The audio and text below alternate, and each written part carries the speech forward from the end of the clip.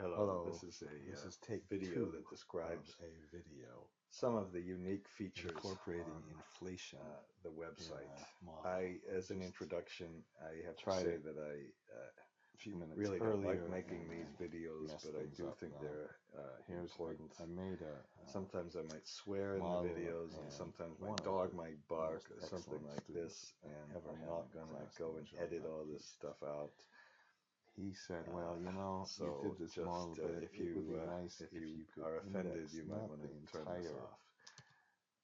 Let me see if I revenues can or the do price this shit. by Here is the full a amount of this inflation, but video only a describes percentage of some of inflation." the And models then and other things what I had on the done is I website, had and provides a basis put for the next video, which inflation will be a index guide in on where to for find some of revenues this. and operational First and of all, maintenance costs the same. the And he said, website has a kind of comprehensive idiotic one, set of but make a examples of different all sorts of inflation project index. So that's finance what we're going models to do. and The structured things that this will corporate force us to finance do models by as well. doing this, If maybe you're trying to I'll become make it a really good modeler, adding I inflation. believe that And here's what studying this will do. a It will, completed and effective model is really the way to go. insert Now, another way, if you're just beginning modeling, you varying might want to work through many exercises that I've presented that inflation show how rates. to Oh God. work through various issues in a simple manner. And then we're In going to addition to the project finance and corporate find finance the models, there are a lot of also when we M&A, do merger the and input, acquisition we'll models, use real estate models, conditional models formatting. of banks and financial institutions. One of the To very important things show on the model, and which something I've spent years input on, are is selected methods, to to attach resolve circular the reference. inputs Reference. to the master scenario page. References. Shit. How do I get back now? References And without. Um, See, this is what I'm allow doing. Without we'll adjust this the scenario horrible. page I can hardly say it. This copy and paste method, which doesn't allow you to do for anything really. And then the sensitivity goal seek analysis. method or a solver method or this iteration button that completely messes up I your think that's program. enough because this You know, alone is I've probably also put warning in you right now. I'll probably turn this the website macro this video ways off, in but which you it's can going to read take about half an PDF hour. files So and convert them to roughly Excel. about I know you so. can buy Actually, programs for this, but this no, shows you how you there can are make a two other macro things. that does it without, and you can be in complete Implement control. Other systems allow you to create graphs that show you how to take segments of a value and build them up and add table of contents. Lookup. There are files that explain how to automate and download data from the internet. So if you're having, I don't know, 20 different files for different companies, you put them all together in one website, in one Excel file. You click on a button and it compiles things for you. Incorporate for each of, I've spent a lot of time on this as well, for each of the models, you can add all sorts of risk analysis without this, so excuse me for saying it, but disgusting scenario option in Excel. You can do things effectively and flexibly that allow you to add these master scenario pages, and at the same time retain some flexibility and add tornado diagrams and break-even analysis and Monte Carlo simulation. Again, the Monte Carlo simulation you do yourself, not we with just call adding it. I switched it to call it the inflation rate for the feed-in tariff. My specialty really is energy analysis, and there are a whole host of different files, articles, and case studies on renewable electricity, on independent power production, and on electricity pricing. There are files that allow you to make statistical analysis, options pricing, portfolio analysis, and other subjects. Finally, there's some it changed the ways inflation to rate. Inflation make some sophisticated Excel macros and other techniques. Switch off. So in the next slide, in the next video I'm going to show you some of these. I'm going to stop this video. We're going to do the same thing now. I think this looks like crap, doesn't it? So why don't we, let's see if we can modify this conditional formatting and do something consistent, because I tend to not do things very consistently sometimes. So I'm going to edit this rule and let's do the format. You know what I should have done is, I think for the font, we should have used the darkest gray. How's that? So let's apply that. Oops. So you can kind of see what's happening. And let's do the same thing with this one. Didn't this look like crap? Okay, so we go to conditional formatting. We manage the rule, edit it, format, and the font, let's make the darkest. So here's the rule. I'm going to make the font the darkest gray, and we'll make the fill the second to the lightest gray. I think, is that about the same now? Oh, close enough. Okay, so now we have the operating expenses, and what Jean-Baptiste asked me to do was to create an inflation index for operating costs.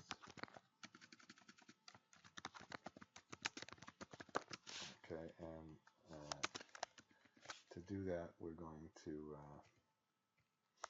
I'm going to just copy these inflation rates for now. Perhaps we should change them a bit. Let's say our inflation rate in the base case just went from 1.5%, 1.75%. I'm purposely just changing this a little bit. Okay, and then on our low inflation rate case, let's put 1.5. No, let's leave it at 1. Maybe this is 0.75%. Oops, not 75, 0.75%. And maybe this is okay. Let's continue it at Control R, 1.5%, and let's 3.5. That's too much.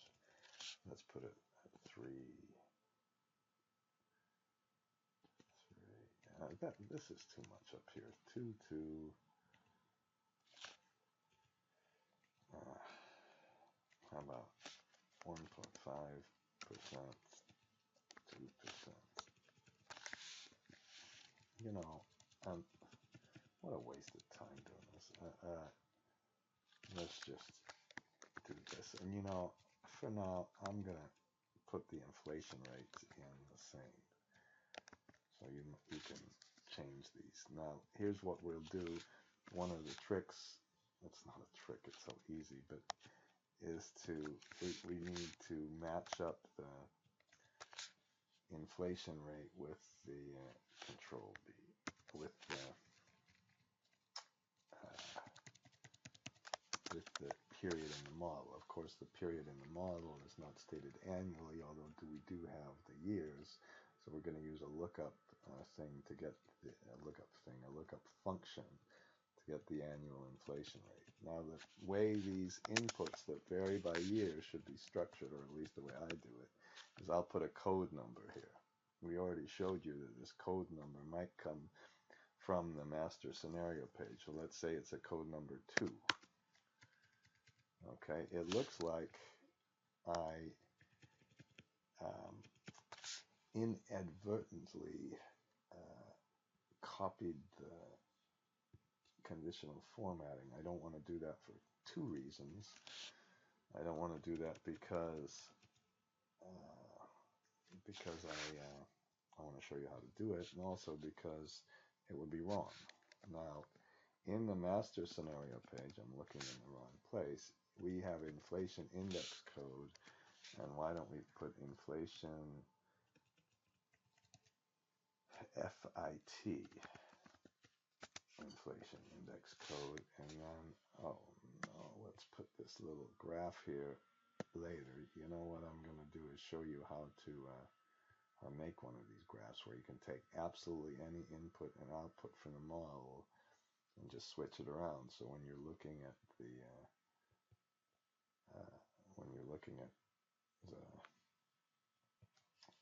constructing the inputs, you might want to see what's happening. So why don't we make another one, Control R, that says O&M,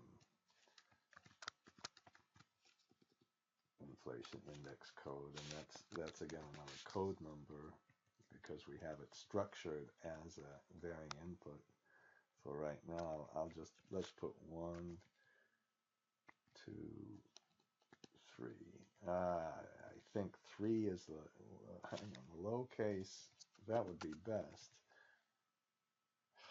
The low inflation case would be the high case, and this would be the high case. Now I have a conditional formatting, and the way I would always structure these things is always just press the F4 key twice, shade it, Shift Control D, not Control D, excuse me, not Shift Control D. And then we're going to have to insert a scenario here for the low case and the high case. And I think I'm going to do that later. But for right now, and the way this thing worked is we put index and we shaded all the scenarios, all of them, and go up to the scenario code number and lock it. And I didn't have to lock it. I had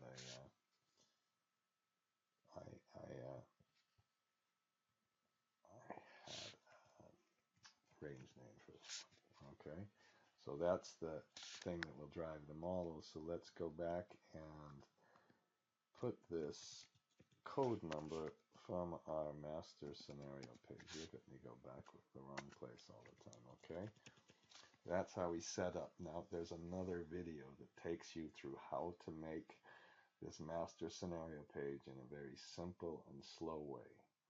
And then there's a little more advanced and a little more advanced after that. So if you haven't seen this before, it might be a little confusing.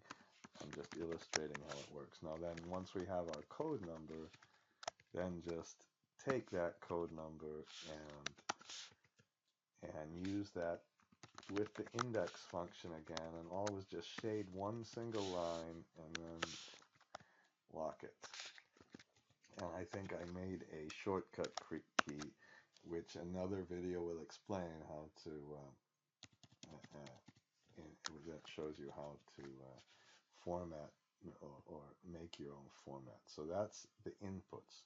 And now let's do this thing that's a pain. I'll probably make a mistake. Now, if I make a mistake here, I'm not going to do it again. I'm just going to go on. Last time I made a mistake and then I stopped and I started swearing and everything else. So right now, let's just format this. So what we'd like to do the same thing is show the ones that are not selected in gray and light gray and the ones that are in gray. So you go to Format, New Rules, use a formula to format it, and then press the F4 key.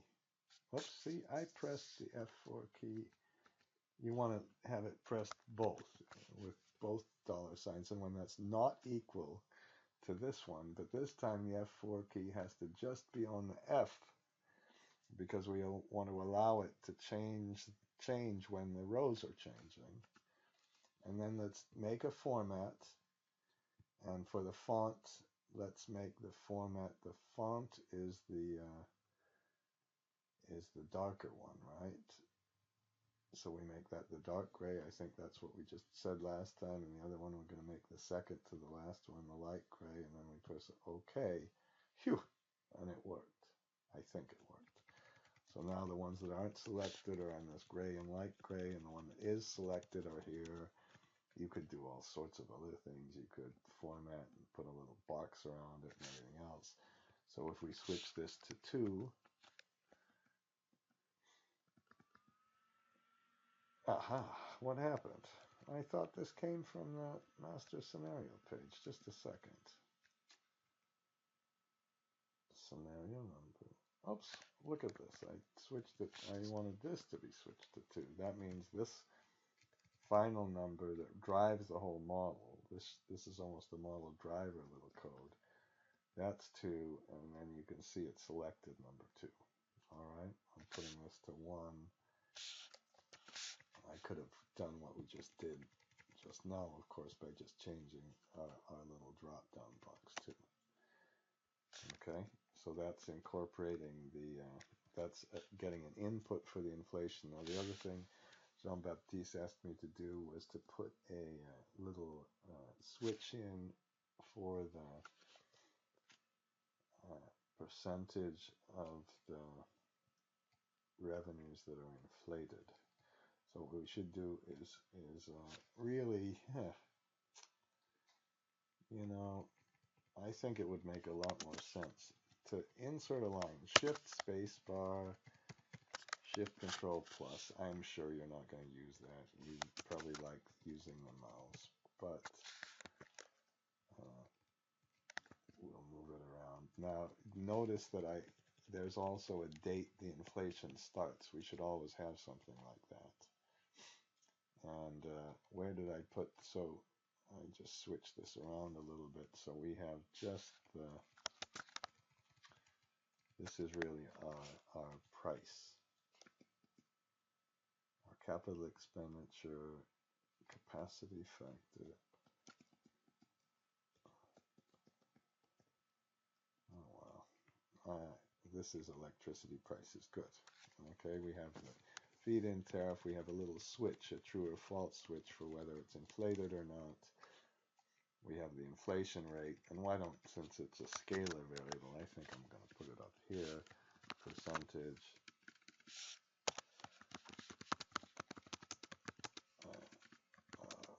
of FIT subject, or just, yeah,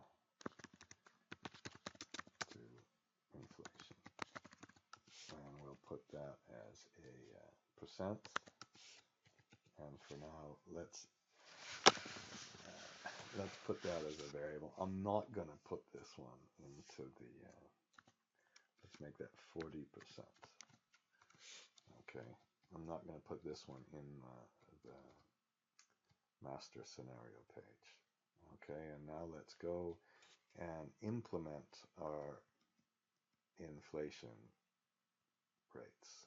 Okay, and to implement our inflation rate, suppose the first thing you saw, this is what we did last time. We put the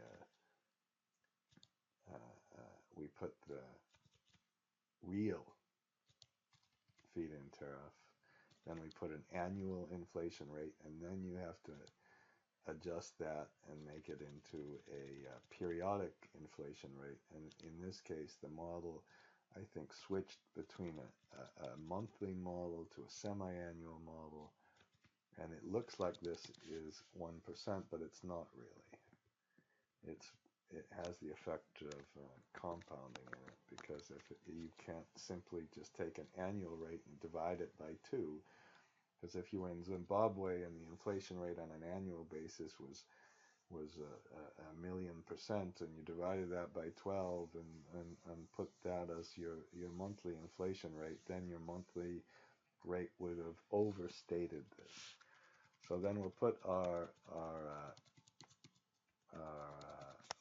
this is the nominal feed-in tariff, and why don't we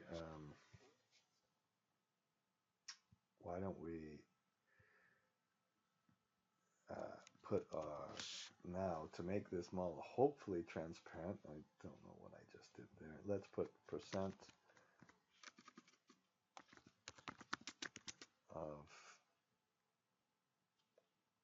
percent subject to inflation. This is what I strongly believe in, and this is a percentage, and we can put an equal sign and just go up and find that percentage we just put in. Okay, so hopefully then when you're seeing this, you see how it works. So then we'll put the, let's just put that in as a variable, make it transparent, F4, okay, and then we can put non-inflated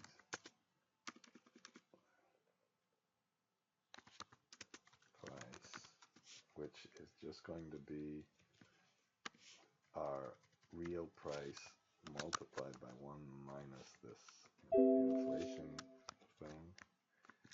And then let's put the inflated portion. I think it would be better to call this the non-inflated portion.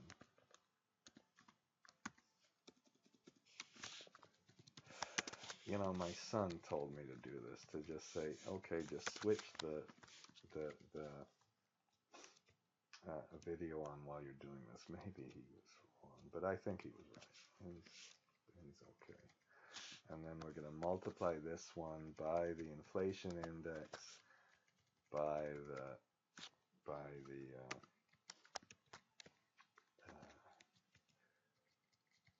real price, and now our nominal FIT, which, you know, maybe we should put a little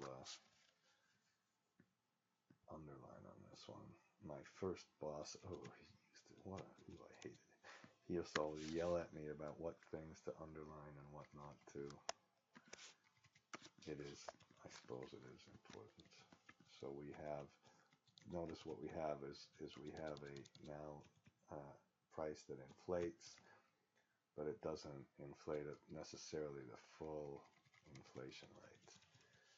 Why this stupid formatting?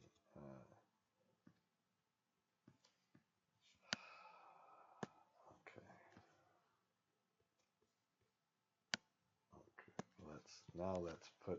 Let's do the other thing, which is a little more interesting. This is I'm going to put this is O&M costs, and let's call them real.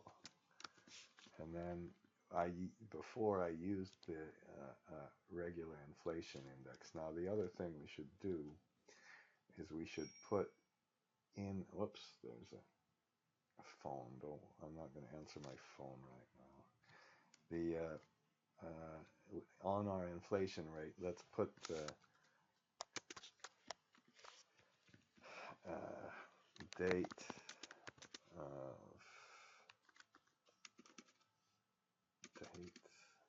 for real operating. What a horrible thing. What I'm trying to say here is that we want to inflate these after a certain date. So if these are in real euros as of 2015, if that's how we stated our O&M expense, we want to inflate them from 2015. If it's in 2013, and let's make it in 2013, so why don't we say that it's right up here? It's the same as the start date for the entire model. So we put our expenses as of today, and we're going to inflate as of today. If we put our expenses in 2016 euros, then we would put this as 1/1/2016, something like that. Okay, so let's go down here, and the first thing I think to do any of this is this time I used to use the old inflation index. Now I'm going to use a new inflation index, and I'm first going to put in, let's skip a line. So let's put in the annual inflation rate. And then before we can just make an index, we've got to put the periodic inflation rate. And then to get our inflation index, we need to put in the date at which the whole thing starts. And that's, I just put that in here. So let's find the date of the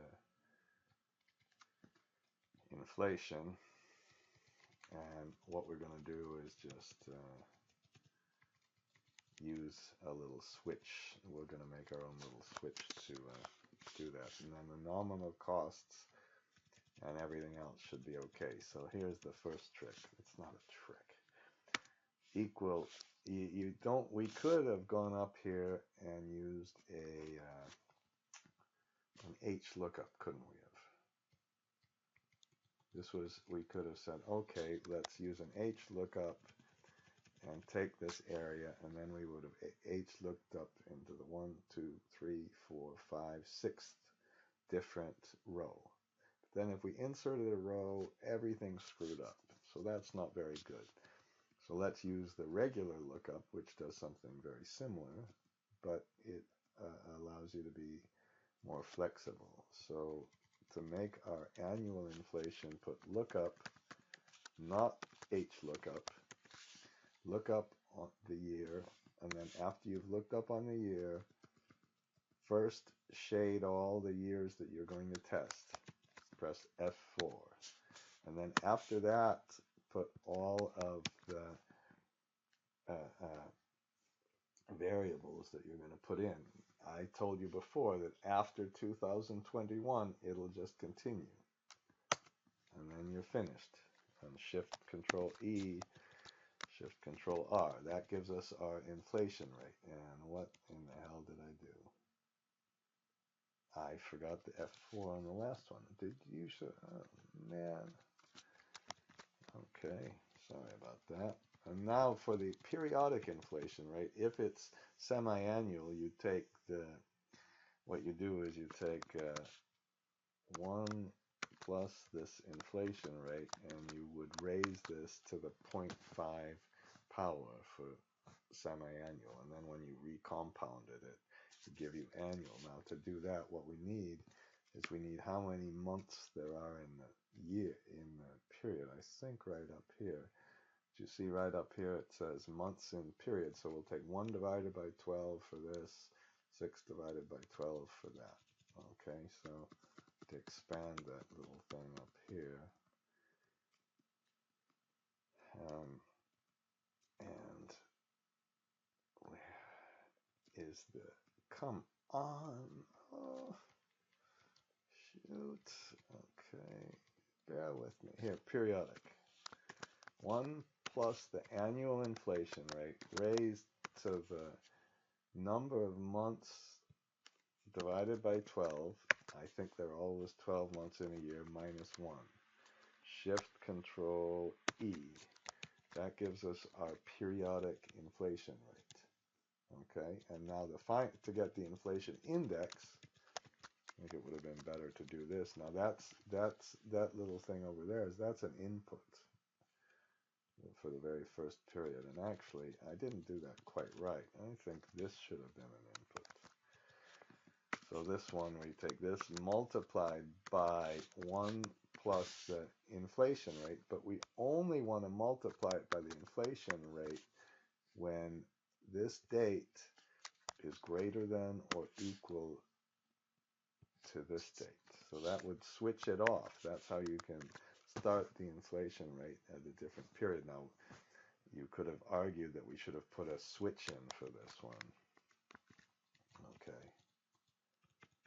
And hopefully, if we looked at this, this isn't really 1, it's some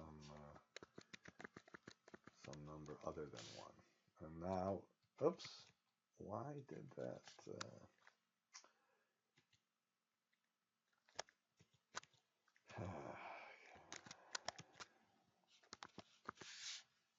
I'm formatting